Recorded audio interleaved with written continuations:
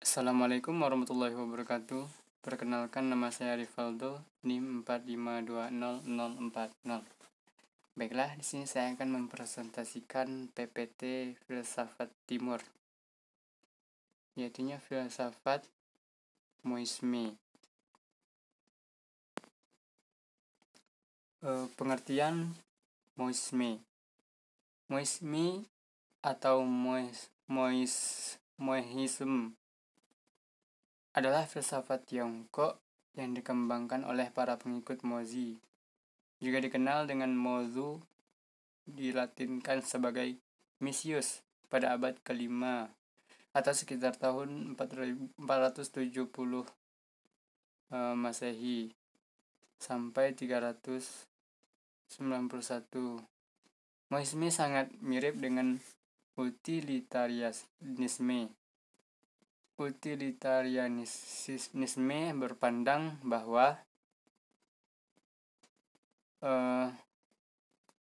tolak ukur kebaikan adalah kegunaan dari sesuatu tersebut.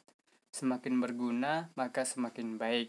Ia berkembang kurang lebih pada masa yang sama dengan Konfusianisme, Taoisme, dan legalisme, dan merupakan satu dari 4 aliran filsafat pada periode musim semi dan musim gugur serta periode negara perang.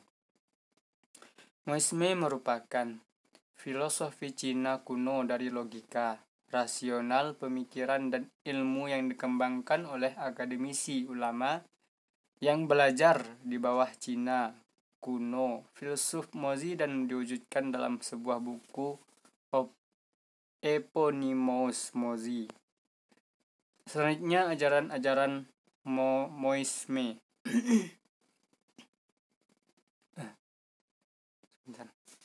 Moisme merupakan sebuah ajaran yang mengkritik ajaran Konfusianisme dan Taoisme yang berkembang di Cina. Berbeda dengan kedua ajaran yang dikritiknya, moisme merupakan ajaran yang mewajibkan setiap umat untuk mencapai standar moral yang tetap. Ajaran moisme juga merupakan ajaran yang mementingkan kepentingan bersama dan menelaah segala sesuatu dengan akal dan pemikiran rasional.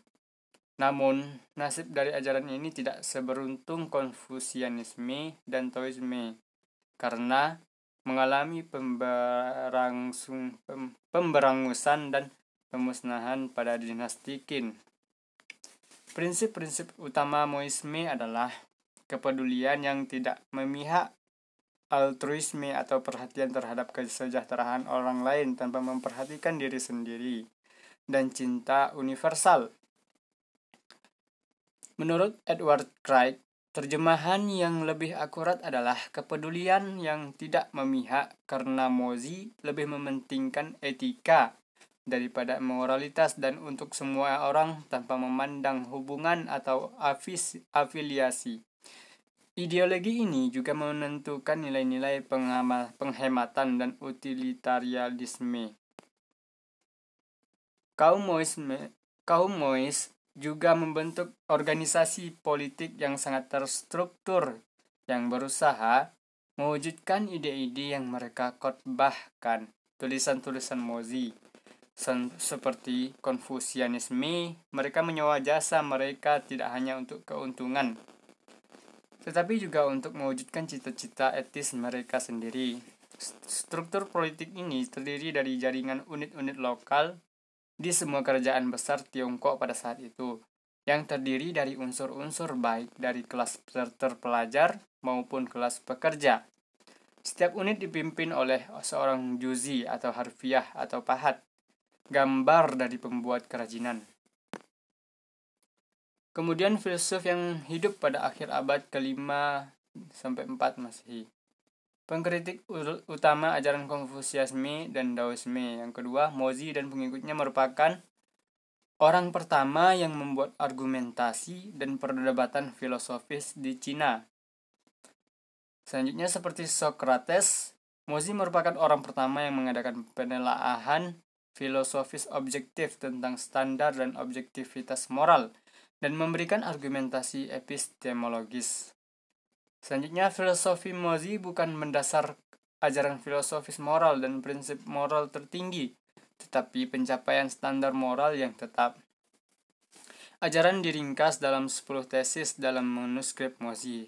Kemudian, pokok tesisnya yang terkenal, manusia mempunyai kewajiban memperhatikan kesejahteraan masyarakat dalam semangat cinta universal.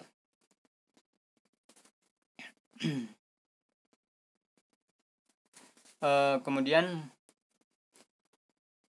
Mozi mendirikan komunitas kuasi religius dan paramiliter dan membantu negara-negara kecil yang terancam negara besar dengan keahlian mereka dan teknologi persenjataan. Kemudian bersamaan dengan kaum Konfusianis, Rujia Mohis merupakan salah satu dari dua aliran besar pemikiran pada periode musim semi dan musim gugur. Selanjutnya, meskipun komunitas Mohis akhirnya dimusnahkan oleh dinasti Qin, konsep pemikirnya mempengaruhi para pemikir Cina.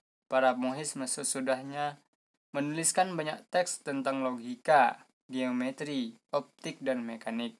Kemudian pandangan Mohis tentang meritokrasi dan kebaikan umum membentuk pandangan filsafat politik dan keputusan kenegaraan pada dinasti Qin dan Han. Biografi Mozi. Kebanyakan orang setuju bahwa dia adalah orang yang berasal dari salah satu negara Cina Timur, baik Song, Qi, ataupun Lu. Seperti Konfusius, dia melakukan perjalanan ke negara bagian tetangga untuk mencari janji temu yang lebih baik, tetapi tampaknya tidak berhasil. Bahkan, lebih dari Konfusius, dia berhasil sebagai pendidik dan pengorganisasi, mengubah para pengikutnya menjadi kelompok ideologis yang ketat yang tetap aktif di seluruh dunia. Di seluruh dunia Cina selama hampir 2 abad, Mozi dan pengikut Mohisme merupakan pengkritik utama ajaran Konfusius dan Daoisme. Mozi dan pengikutnya merupakan orang pertama yang membuat argumentasi dan perdebatan filosofis di Cina, seperti Socrates. Mozi merupakan orang pertama yang mengadakan penelaahan filosofis objektif tentang standar dan objektivitas moral dan memberikan argumentasi epistemologis. Gagasan dan ciri-ciri ajaran Mozi. Yang pertama, Dao adalah konsep tentang apa yang secara moral benar, yaitu ketertiban masyarakat tercapai bila para pemimpin bertindak benar secara moral.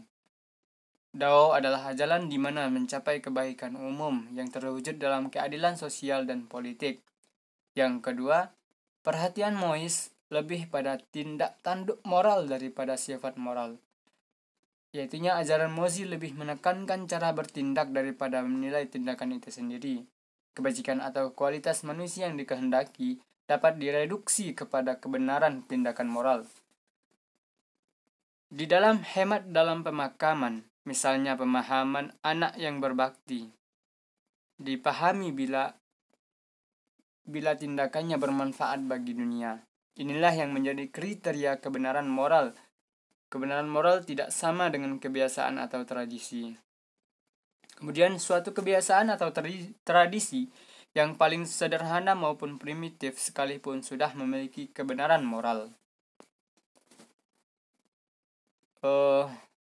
Maka meskipun mengkritik kemawahan atau keindahan seni dan musik, dia tidak menganggap semua itu buruk. Semuanya adalah suatu hal yang baik, hanya harus ditempatkan pertama-tama pada apa yang fundamental, yakni kebutuhan orang banyak, dan hal-hal itu pada tempat kedua. Mozi mengajak setiap orang tanpa terkecuali untuk bekerja keras dan mempraktikkan penghematan. Ia tidak berarti bahwa dia tidak tahu peningkatan kehidupan itu sebagai suatu yang baik, tetapi dia hanya mau mengatakan bahwa yang harus dicapai untuk setiap orang adalah kehidupan yang lebih dahulu.